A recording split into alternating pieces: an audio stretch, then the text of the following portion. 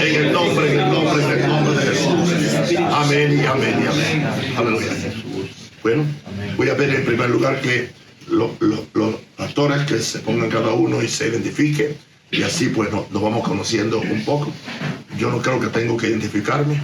Posiblemente soy el apóstol Don Rosario. Prefiero que me llamen el pastor. Aleluya. Porque me gusta más pastorear que apostolar. Amo las ovejas. Y aun cuando veo a los pastores, lo veo como ovejas. Aleluya. Bien. Así que quiero que usted diga, especialmente los que son de la comarca, sé que hay algunos hermanos que vinieron de Panamá Oeste. Quiero que usted, porque lo quiero conocer. Empezamos por aquí, por la dama, mi hermana. Mi nombre es, soy líder de la iglesia de La Lima. Gracias a mi Dios que ha conocido un Dios poderoso, y gracias que amo mucho a mi Dios que adoramos, y amo mucho a mi pastor que es ahora Naúm de Rosario, ya que Dios lo ha enviado a ellos por Monterrey, y amo a todos mis siervos que son de aquí de Llano Bonito. Mi nombre es Luma Martínez, soy de la iglesia de La Lima. Amén. Gracias.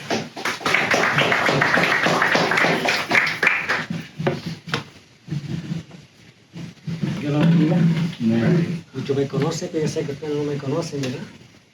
Gloria al Señor, doy gracias al Señor pues, por permitir en este momento pues, estar con el pastor, con el líder pues, de la iglesia. Gloria al Señor.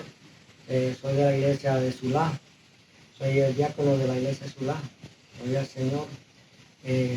Estoy contento también por el aporte y por la fuerza que el pastor Monterrey nos ha dado, pues, nos ha instruido en ese camino, pues, gracias al Señor, y conocer más.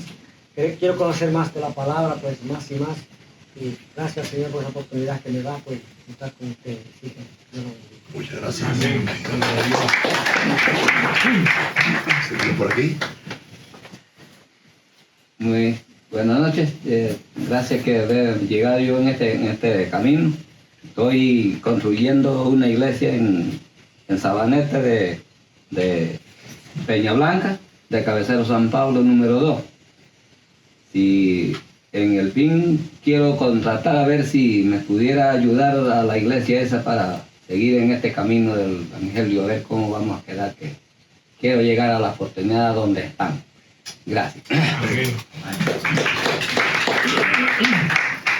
Bendiga, mi nombre es Luis Peña, pastor aquí de la iglesia Llano Bonito. Amén. Dios le bendiga. Amén. Bueno, mi nombre es Rafael Martínez, soy el pastor de Peña Blanca. Él es mi líder y me estoy alimentando con esta bella palabra de Dios. Y gracias al pastor Agustín Monterrey también, como padre espiritual, igual al papá. Te amo, Señor, gloria a Dios. Me siento como bebecito ante tus manos, gloria a Dios. Así que, bueno, vamos. Amén. Amén. Dios me le bendiga, amados hermanos. Soy el pastor Agustín Monterrey, por la gracia del Señor. Y me siento gozoso de ver a cada uno no de mi semilla, sino que esa semilla Dios entonces las puso en mis manos para apoyarles, ayudarles hace mucho tiempo, muchos años. Y hemos estado caminando y trabajando y cayendo en los ríos de noche. Y bueno, el pastor Filón sabe esa historia de allá. Y gracias a todos, hermanos, y esperemos que nos gocemos este seminario, ¿verdad? Porque nunca está de más aprender algo nuevo. Amén. Y gracias, papá Naúm, por esa cobertura. Gracias por servirle. Por aquí, en la esquina. Sí. buenos días. Ahora sí, hermano Santo. Amén. Hermano. Dios le bendiga. Amén. Mi nombre es Roberto González, soy el pastor de la iglesia de Sulá. Bendiciones. Gracias. Aleluya. Amén. Siervo de Dios. Y si este entrenamiento se lo tuviera que dar por 2 días a solamente una persona, no tendría ningún problema. Porque yo no cuento cabezas, yo cuento corazones. Y eso es lo que me mantiene vigente, lo que me mantiene espiritual, lo que me mantiene humilde. Porque una de las cosas más difíciles para muchas personas es mantener la humildad. Eran humildes cuando no tenían nada. Cualquiera es humilde cuando no tiene nada. Pero cuando ellos creen que tienen algo, ya se les olvida. Qué bonito cuando uno no se le olvida su comienzo. Qué bonito cuando uno sabe que lo que uno es, lo que uno tiene o lo que uno puede hacer, viene por la gracia de Dios. Ahora, esa gracia hay que recibirla. Esa gracia se recibe cuando nos humillamos ante Dios. Le hablo a los pastores, a los líderes que estamos aquí, que nosotros tenemos una mercancía. Cada empresa tiene una mercancía por la cual se distingue. Se vende, se promueve, porque hay una necesidad. Podemos decir que la mercancía de nosotros se llama el Evangelio. Pero no es mercancía en el sentido de que lo vendemos, sino que lo dispensamos, es otra cosa. Y la gran diferencia es que lo dispensamos por gracia. Si algo es por gracia, es un regalo. Porque todo lo que tenemos de Dios es por la gracia de Dios. Y yo quisiera en la primera conferencia de esta noche hablar del poder del Evangelio. Para que sepan, acomódense porque son 2 horas. Son dos conferencias, una por hora. Yo vine de más lejos que ustedes. Amén. Hoy vamos a hablar del poder del Evangelio. Amén. Que nosotros entendamos que estamos manejando algo que tiene el poder de cambiar a la gente. Tiene el poder de sacar a la gente de la muerte espiritual y llevarlos a la vida espiritual. Tiene el poder de cambiar un pecador en un santo. El Evangelio tiene el poder de sanar a un enfermo. Tiene el poder de asegurarnos un cielo eterno, una vida eterna. Vamos a Romanos 1:16. Porque no me avergüenzo del Evangelio, porque es poder de Dios para salvación, para todo aquel que cree, al judío primeramente y también al griego. Nos está hablando el apóstol de los apóstoles Pablo. Decía, yo no me avergüenzo del Evangelio. En la forma que muchas personas conducen el Evangelio, se deberían avergonzar. Pero cuando estamos promoviendo un Evangelio de amor, de gracia y de responsabilidad, no hay vergüenza. Por eso Pablo decía, yo no me avergüenzo de este Evangelio, que es el poder de Dios para salvación. Ahora, está bien. Qué cosa más maravillosa que este Evangelio que proclamamos. Tenemos a nuestra disposición la poderosa agencia de Dios para cambiar el destino de los hombres, de familias, de naciones. Usted tiene que saber que usted tiene el poder también de cambiar su barrio, su vecindario. Porque el Evangelio no es solamente para salvarnos a nosotros, sino es para que nosotros seamos una influencia. El Evangelio es más que una doctrina. Tiene doctrina, pero es más que una doctrina. Es más que un sistema de creencias. Es más que una teología. Y muchas veces el Evangelio se reduce a esas cosas. El Evangelio es el poder de Dios para transformar a los hombres y mujeres que han estado hundidos en el abismo del pecado, el despropósito y la derrota. Cuando Dios nos manda a abrir una iglesia, no es lo mismo que cuando queremos abrir un mercado o una tienda. Estamos hablando que somos llamados por Dios para amar a los hombres y ser los instrumentos de Dios para sacarlos del pecado, del despropósito y de la derrota. Por eso es que nuestro evangelio no puede ser religioso, porque no es una religión, es una vivencia. Es por medio de la locura de la predicación de este glorioso evangelio que los hombres son salvos. Son salvos. Son salvos del infierno. Son salvos del fracaso. Salvos de la enfermedad y muerte prematura. Son liberados. Son sanados. Y son potencializados para que reciban la bendición plena del reino de los cielos. Y yo quiero que cada persona aquí que lidera una iglesia o una casa de luz, como le decimos a los grupos celulares, que usted se vea como un administrador del reino de Dios. No se vea como un jefe, no se vea como un dictador. Usted nunca va a ver en mí un dictador, nunca va a ver un jefe. Usted va a ver un servidor. Pensar que Dios nos ha hecho administradores del mismo no es cualquier cosa. Lo que se nos ha confiado como ministros de este santo evangelio. Vamos a ver entonces qué es el evangelio. Número uno, yo soy muy organizado en mi enseñanza. Es la manifestación total del amor de Dios. Así que si usted no lo hace en amor, ya usted está descalificado.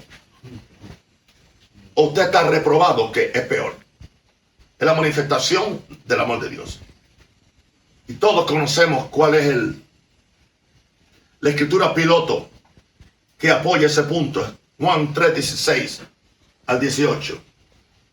Porque de tal manera amó Dios al mundo, que ha dado su Hijo unigénito, para que todo aquel que en él cree no se pierda, mas tenga vida eterna. Ahí está el evangelio en una cápsula. Porque no envió Dios a su Hijo al mundo para condenar al mundo. Así que nuestro evangelio no puede ser un elemento condenatorio, sino un elemento liberador.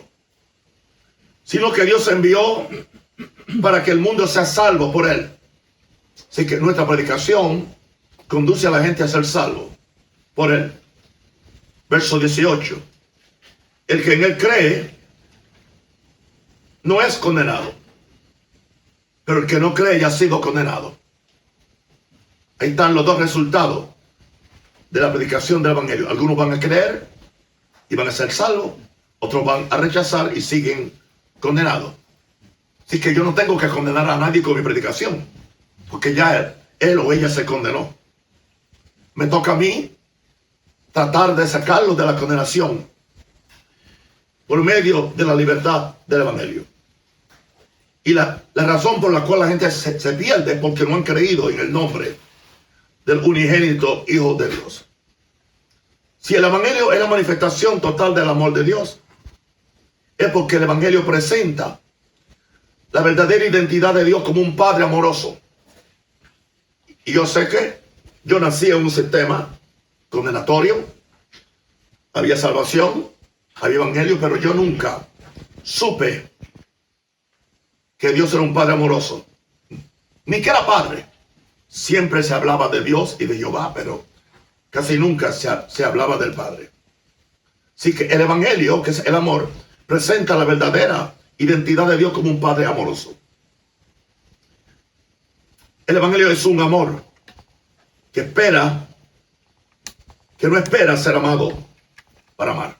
Dios no esperó ser amado para amar. Dios nos amó en pecado. Dios nos amó cuando éramos enemigos.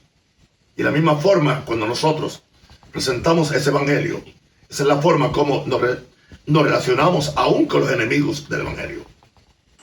Esta manifestación total del amor de Dios es el amor que toma la iniciativa buscando lo que se había perdido. Dios tomó la iniciativa. Dios fue el que hizo de voluntario a Jesús para que viniera a salvar a los hombres. Jesús tomó la iniciativa. Siendo Dios, él tenía la prerrogativa de no ir a la cruz y enviar quizás un ángel. Pero él nos amó tanto que vino a morir por nosotros. Este amor se arriesga a amar, aunque no sea correspondido. No siempre que usted ama va a ser correspondido. Dios ama a todo el mundo. No todo el mundo es correspondido. Usted va a predicar un evangelio del amor. Hay gente que van a responder. Hay gente que lo van a odiar. Hay gente que lo van a ignorar. Pero usted sigue amando. Y sigue, o sea, usted no cambia el carácter del evangelio por la actitud que tienen los rebeldes. Usted predica el carácter del evangelio por lo que Dios es amor. Y esa es nuestra responsabilidad. El amor de este evangelio hace el sacrificio óptimo. Porque Jesús hizo el sacrificio óptimo. La palabra óptimo es lo último, lo más grande. De morir por los enemigos y pecadores. Es fácil quizás morir por un amigo, pero no es fácil morir por un enemigo. Y eso fue lo que hizo Jesús. Murió por los pecadores. Si estamos aquí 2 días hasta mañana y no nos ponga la máquina porque entonces me va a salir el sonido. No nos hace falta. Dile que paren la... Sí, por favor. Que no quiero que salga en la grabación. Y estoy sin micrófono. El amor. Lo que iba a decir era que si no vemos esto, para mí sería más fácil recoger mis cosas e irme. Porque tenemos que empezar por aquí. Hay una frase que se usa mucho en algunas iglesias: no todo es amor. Y es una de las grandes críticas que me han hecho aquí por 10 años. Que yo solamente hablo del amor de Dios. No es que solamente hablo del amor de Dios. Es que yo no puedo hablar de Dios y no hablar de lo que Dios es. Porque Dios es amor. Y tenemos que romper eso y romper ese miedo a que crean que nosotros somos una secta o algo. No, somos gente de Dios. Pero tenemos que predicar lo que Dios es y tenemos que hacer lo que Dios es. Y Dios es amor. Estoy hoy predicando, hablando del poder del evangelio. El segundo aspecto del poder de este evangelio es que Dios se vistió de carne. En otras palabras, Dios no nos podía salvar de lejos. Tuvo que hacerse uno como nosotros. Wow. Yo vine a estar con ustedes. Yo vine a dormir aquí en la comarca. Yo vine a comer aquí. O sea, ¿por qué? Porque yo no soy mejor que Jesús. Él no se quedó en el cielo para salvar a la gente de la tierra. Él vino, vivió con ellos. Sufrió con ellos. Comió con ellos. Adoptó sus costumbres. Un Dios que se viste de carne. Juan 1:14 dice: aquel verbo fue hecho carne y habitó entre nosotros y vimos su gloria. Gloria como del unigénito del Hijo del Padre, lleno de gracia y de verdad. En otras palabras, si Jesús nos hubiera sido hecho carne, si Jesús no hubiera habitado entre ellos, no hubieran visto la gloria de Dios. Yo le garantizo a usted que de aquí a que terminemos mañana por la noche, vamos a ver la gloria de Dios. Nos vamos a conocer, nos vamos a amar. Los conflictos que puedan existir o han existido se van a deshacer. Porque donde está el reino de Dios y donde está la presencia de Dios, nuestra óptica cambia. Ya no nos importan otras cosas. Solamente queremos ver a la gente feliz, a la gente salva, a la gente buscando a Dios. El verbo fue hecho carne y tuvo que habitar entre nosotros. En otras palabras, Dios no nos salvó de lejos. Y por eso dice: y vimos su gloria, como del unigénito del Padre, lleno de gracia y de verdad. Para yo poder influir a la gente, tengo que dejarme tocar. Tengo que estar con ellos. No soy predicador de oficina simplemente. O un predicador que desaparece del púlpito. y solamente recibe a alguien en la oficina si viene con un sobre con $500. Ese no es el evangelio. Eso es otra cosa. Veamos entonces este segundo punto de esta lección. Dios se vistió de carne. El amor de Dios lo llevó a tomar la forma humana del hombre, porque Él venía a salvar a los hombres. Dijo el gran predicador norteamericano Billy Graham que si el plan de Dios hubiera sido salvar las hormigas, Jesús hubiera hecho una hormiga. Pero el plan de Dios no era salvar las hormigas, era salvar a los hombres. Y por eso aquel verbo se hizo ¿qué? Carne. Ahora, como ya dije antes, Dios ni nos ama ni nos salva de lejos. Usted tiene que identificarse con la gente. Usted tiene que venir donde la gente. Dios nos salva siendo partícipe de nuestra experiencia humana, como le dije antes. Él tenía que hablar, él no podía hablar chino. Él tenía que hablar arameo, que era el idioma que el pueblo hablaba. Él vistió como ellos. Él comió con ellos. Ellos lo entendían a él. Aleluya. Por eso es que para mí no hay mejor misionero que el misionero local.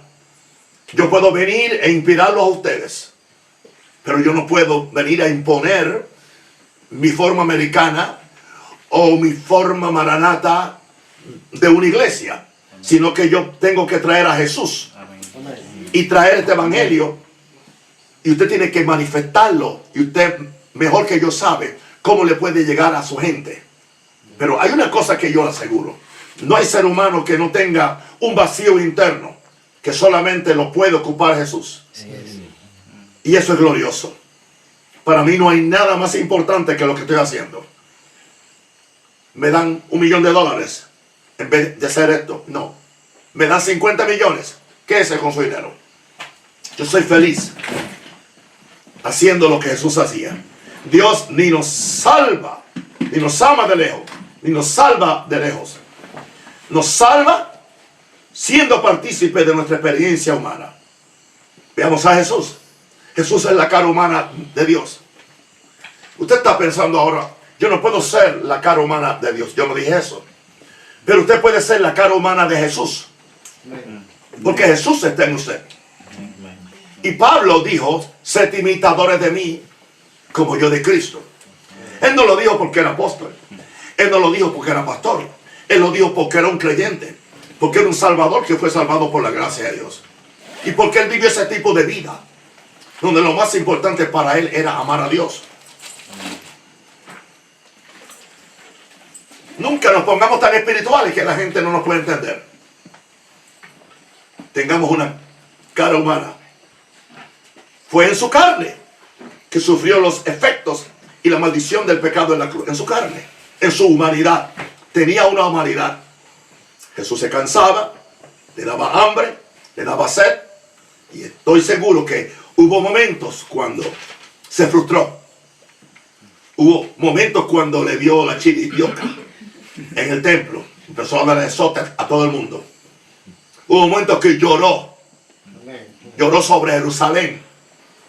Lloró, aleluya, cuando su amigo Lázaro murió, al ver el sufrimiento de las hermanas. No tenga miedo a llorar. No tenga miedo a expresar su humanidad. Es tan importante la humanidad para Dios que ahora mismo son las 8:21 de la noche.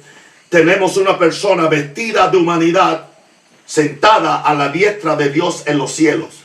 Estoy hablando de Jesús, el Hijo de Dios. Él no está allí vestido simplemente como Dios. Él no ha perdido su humanidad. Su humanidad está glorificada, pero sigue siendo humano. Por eso nos sigue entendiendo. Por eso se puede relacionar con nosotros. Aleluya. Amén. ¿Usted cree que si yo le hablara inglés a ustedes me entenderían? No. Porque ustedes no hablan inglés la mayor parte de ustedes. Tengo que hablar el idioma de ustedes. Cuando Jesús viene a uno, habla el idioma que uno entiende. Y el mejor idioma para hablar es el idioma del amor. El evangelio es el poder de Dios. En tercer lugar, este evangelio es lo que le devuelve a la persona, al hombre, la dignidad real que el hombre había perdido. Esa dignidad real la perdió Adán y Eva cuando, en vez de obedecer la palabra de Dios, fueron engañados por la astucia de la serpiente.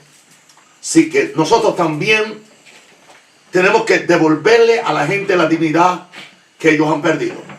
Por eso no podemos oprimir a la gente, no podemos maldecir a la gente, no podemos ponerle etiquetas a la gente. ¿Entienden? Así son los puertorriqueños, así son los gringos, así son los indios, así son los panameños. Nada de eso puede existir en el vocablo, en el léxico de los que somos verdaderos siervos de este evangelio. Amén. Nunca usted va a oír que esas palabras salgan de un verdadero siervo de Dios. Aleluya. Ahora, el hombre tiene una dignidad que la perdió por el pecado. El Salmos 8, 3, 6, pero aún así, David nos dice en el Salmo 8, cuando veo los cielos, obra de tus dedos, la luna y las estrellas que tú formaste, digo, ¿qué es el hombre para que tengas de él memoria? Y el hijo del hombre para que lo visites.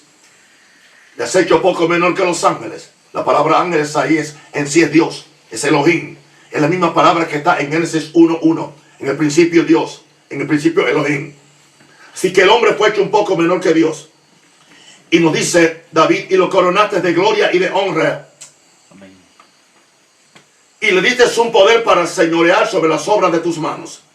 Todo lo pusiste debajo de sus pies. Era una criatura bajo la dignidad de Dios. No era Dios en el sentido de ser como Dios Padre, Hijo y Espíritu Santo, pero era hijo de Dios, con su dignidad, con su honor. Aún hoy en día, cuando yo veo a un individuo, puede ser el peor pecador, puede ser la persona más difícil, detrás de eso yo sé que adentro, en lo más profundo de su corazón, hay una dignidad que Dios la puso. Por lo tanto, yo no voy a maltratarlo. Yo no voy a maldecirlo. Yo no estoy diciendo que eso es suficiente para ir al cielo. Pero es criatura de Dios. Aunque es un hijo, pero es un hijo pródigo. Que tratamos de rescatarlo. En su amor Dios se angustia porque el hombre perdió su gloria. En su amor Dios se angustia porque el hombre perdió su dignidad. En su amor Dios se angustia porque el hombre perdió su honor que Dios había puesto en él, solamente como consecuencia de escuchar la serpiente. Por eso, la predicación del evangelio nunca debe degradar al ser humano. Cuando algunos oyen a uno diciendo esto, creen que es que uno es suave con el pecado.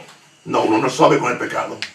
Si usted ha escuchado mis pecados, saben que si algún predicador es radical en cuanto a la necesidad de santidad para ir al cielo, es esta persona que está frente de ustedes. Pero yo no debo degradar al ser humano.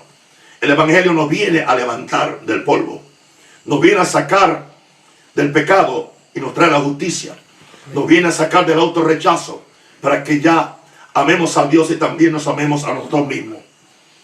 Porque la cruz es lo que le devuelve al hombre todo lo que perdió en la rebelión de Adán.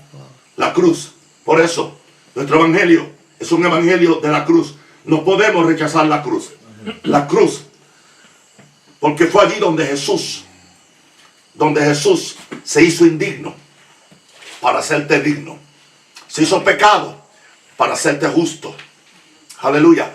Tuvo la ausencia de Dios para que tú nunca pierdas su presencia. Fue hecho pobre allí para que tú puedas ser bendecido y prosperado. Amén. Y por su llaga, decía Gille, fuimos curados. Eso dijo Isaías antes que Gille. Él llevó nuestras enfermedades. Él llevó mi pobreza. Él llevó mi castigo en la cruz. Por eso la cruz es el lugar donde Dios se encuentra con nosotros. La cruz tiene dos palos. Tiene uno vertical y uno horizontal. Aleluya. Aquí estoy, aquí está Jesús. Le está diciendo a la gente, yo soy el camino, la verdad y la vida. Yo soy el camino. Vengan a mí, acepten mi cruz. para que lleguen al Padre.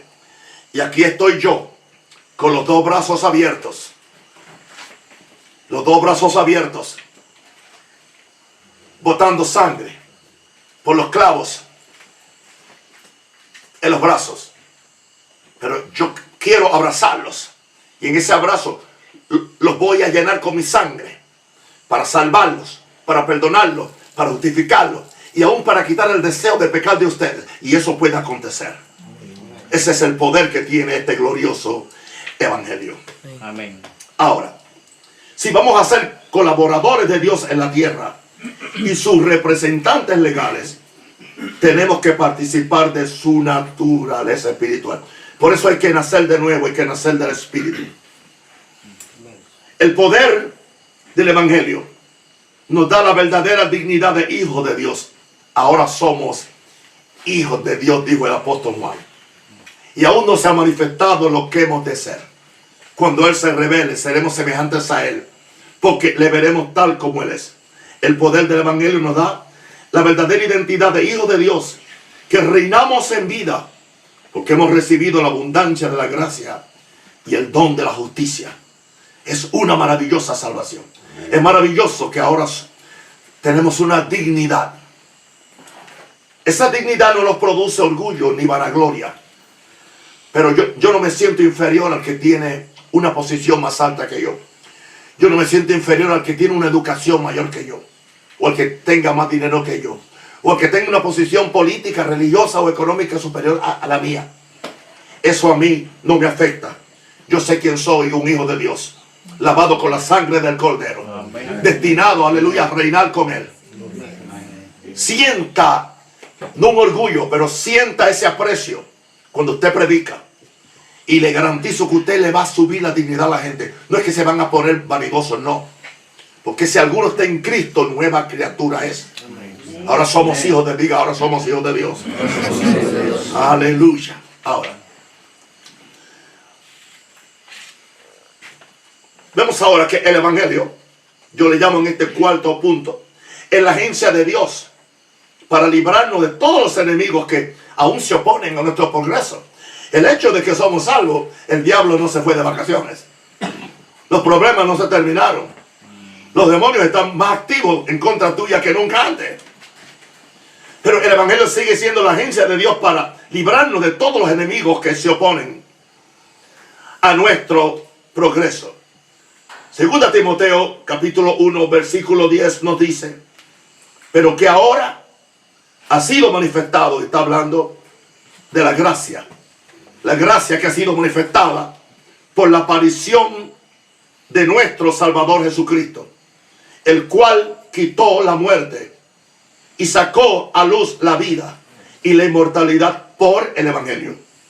Wow, así que Jesucristo quitó la muerte, sacó a luz la vida y la inmortalidad por medio del evangelio. Es lo que estamos persiguiendo. Por eso no creo en muerte, sino en graduación de salir de un cuerpo natural para entrar en un cuerpo espiritual. Tenemos un enemigo clásico que nos envidia, porque nosotros tenemos la posición que él tenía antes. Él estaba ante el trono de Dios. Nosotros estamos sentados con Cristo en el trono. Tenemos un enemigo clásico que nos envidia por la posición privilegiada de ser hijo de Dios. Satanás y sus demonios son esos enemigos clásicos. Por eso nos tratan de hacer la vida imposible. Si a usted no le tratan de hacer la vida imposible, usted no está haciendo nada por el reino. Porque los que quieren vivir justa y piadosamente padecerán ¿qué? Persecución. Es nuestro enemigo. Él anda como el rugiente buscando a quien devorar. Pero Dios mismo en Jesús venció a esos enemigos y los expuso a la vergüenza pública en la cruz. En la cruz, la enfermedad fue puesta a la vergüenza pública. Los demonios fueron avergonzados. Lo que Satanás creyó que era una pérdida para el mundo se convirtió en el signo de más, porque nos añade vida, nos añade salud, nos añade poder, nos añade gracia, nos añade futuro, nos añade destino.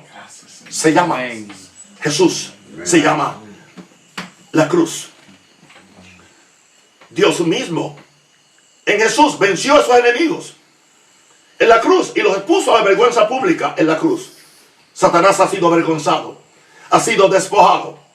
Para el que cree en Jesús, él no tiene derecho ni licencia para la condenación, porque no hay condenación para los que estamos en Cristo Jesús, porque ya no andamos conforme a la carne, no conforme al Espíritu. Dígame, aleluya. Amén. Por lo tanto, hemos recibido una cosa que se llama redención. Indicando esto, hemos sido comprados a precio de sangre. Por esta redención hemos recibido, aleluya, a ser libre de toda maldición para que heredemos la bendición.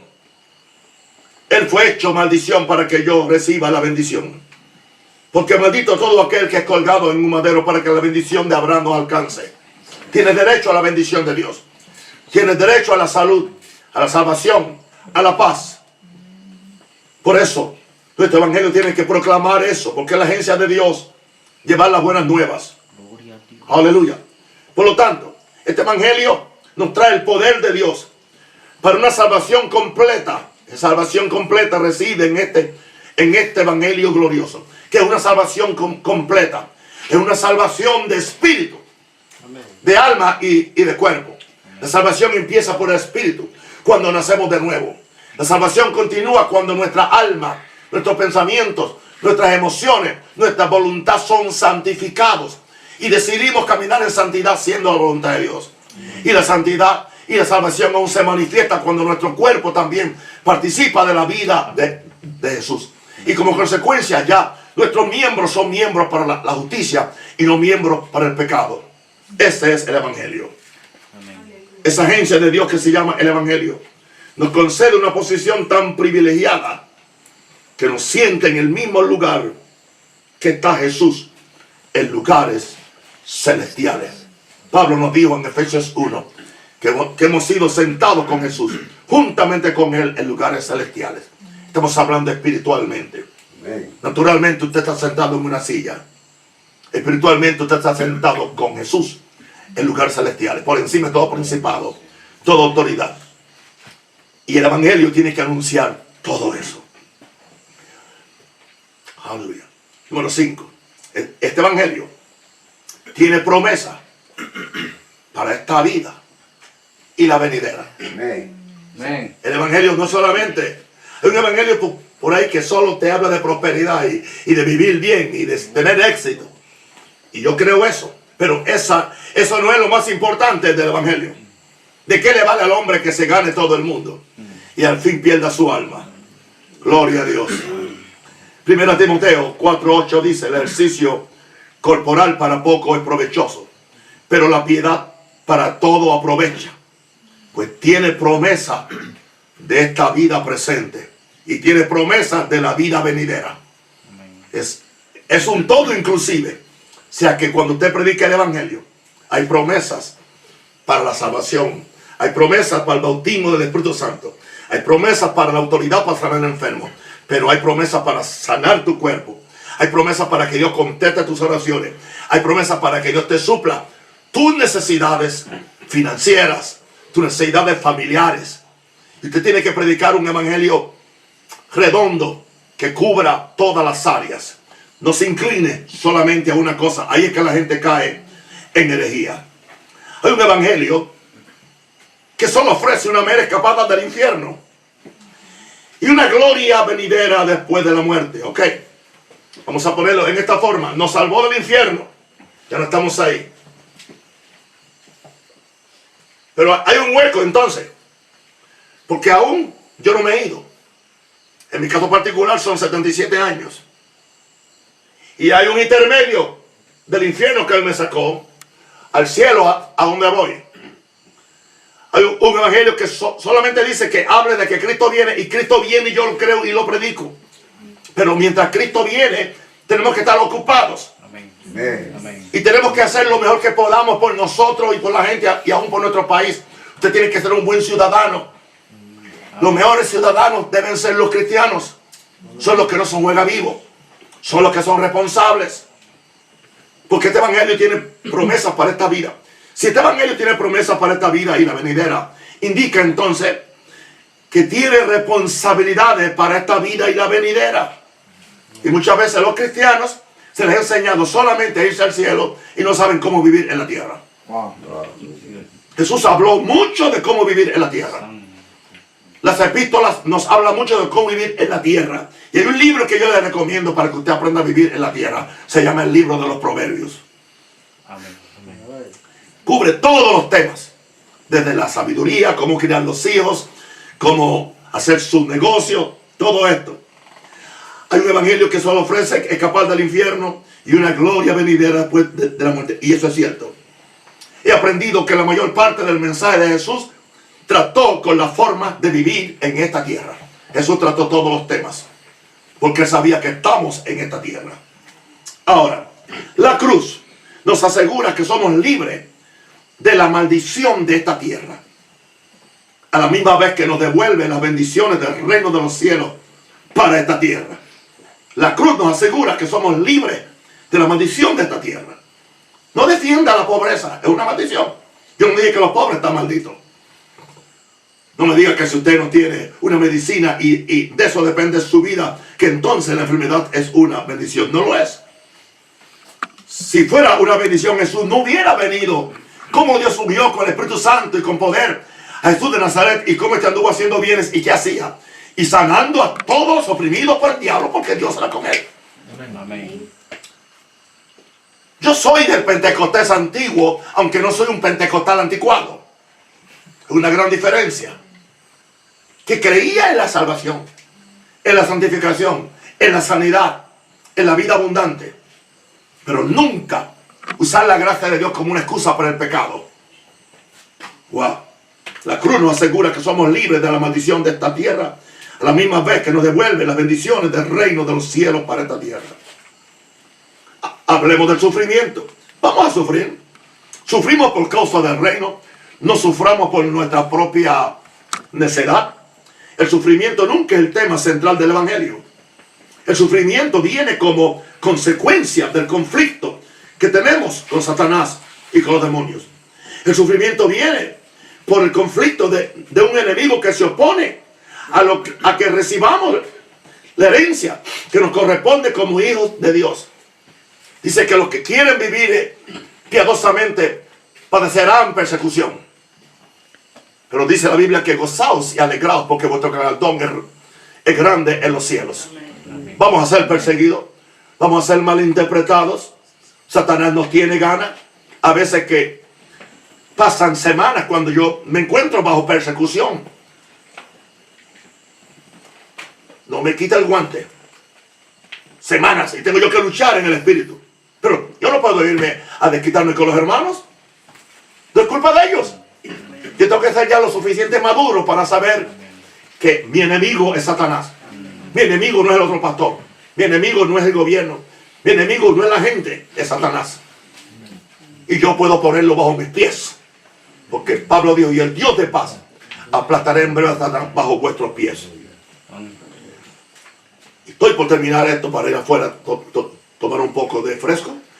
La declaración de Jesús debe ser nuestra consigna para esta vida y la venidera, y la debemos enseñar. Y la declaración es: yo he venido para que tengan vida, y para que tengan vida en abundancia. Este es el evangelio. Este es el poder del evangelio. Repito los puntos. Es la manifestación total del amor de Dios. Número 2, Dios se ha vestido de carne. Número 3, el evangelio le devuelve al hombre la dignidad real que había perdido. Número 4, el evangelio es la agencia de Dios para librarnos de todos los enemigos que se oponen a nuestro progreso. Y el evangelio tiene promesas para esta vida y para la vida venidera. Amén. En el nombre de Jesús. Amén. Amén. ¿Podemos estar de pie para que oremos? Amén. Levanta la mano al cielo. Puedo orar en voz alta. Gracias. Así nos enseñaron los pentecostales antiguos. Todos oraban a la misma vez. Levantamos las manos a ti, Señor. El reino ha llegado a la comarca. La luz ha llegado a la comarca. Derramando el rebequete. Derribando el rebequete de rebequete. Seria la rebequete. Despierta, Señor. Despierta, Señor. El verdadero evangelio. En todo paso. Y en cada paso. en esta comarca, en cada iglesia, en cada concilio, en cada denominación. Cabildo no boquete,